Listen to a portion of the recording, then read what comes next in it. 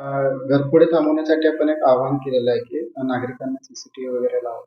बरोबर आहे. सध्या सोलापूर शहर हद्दीमध्ये ज्या घरफोड्या होत आहेत त्या 70% पेक्षा जास्त घरफोड्या सोलापूर शहर पोलिसांनी उघडकीस आणलेल्या आहेत. संबंधित गुन्ह्यातील आरोपींना सुद्धा अटक करण्यात आलेली आहे.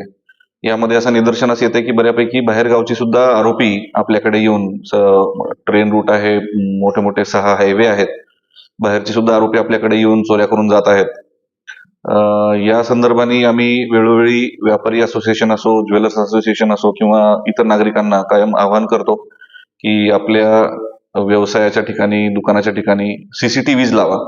जास्तीत जास्त सीसीटीव्हीजचा वापर हा आपल्या सुरक्षेसाठी तर होईलच होईल, पण याचा खूप मोठा फायदा पोलिसांना सुद्धा तपासामध्ये होतो. आपण जास्तीत जास्त सीसीटीव्हीज लावा. बंद घर शक्यतो आपलं असणार असेल, कुलूप आपण लावून जाणार असाल कुठे बाहेरगावी, तर आपल्या शेजाऱ्याला विश्वासात घेऊन शेजाऱ्यांना सुद्धा सांगा. कारण आपला शेजारीच आपला खरा पहारीकरी जसा असतो, जसा ठरतो, त्याप्रमाणेच आपण शेजाऱ्यांना विश्वासात घेऊन याची माहिती आपण शेजाऱ्यांना द्यावी. आपल्याला जास्तीत काही शंका असेल तर याची माहिती पोलिसांनाही द्यावी. त्या व्यतिरिक्त काही इश्यू असेल, काही प्रॉब्लेम आला असेल तर तात्काळ मदतीसाठी 112 या नंबरवर फोन करावा, जेणेकरून सोलापूर शहर युनिटचा संबंधित ठिकाणी पोहोचण्याचा वेग हा 7 मिनिटांपेक्षा कमी आहे.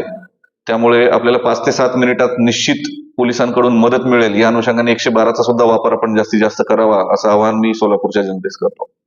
हुल्लडबाजी करत तरुण फिरत आहे, तर अशा तरुणावर काय करायचं? बरोबर आहे. रात्री 11च्या नंतर आस्थापना बंद झाल्यानंतर सुद्धा बरेचसे तरुण हुल्लडबाजी करत रस्त्यावर फिरत आहेत.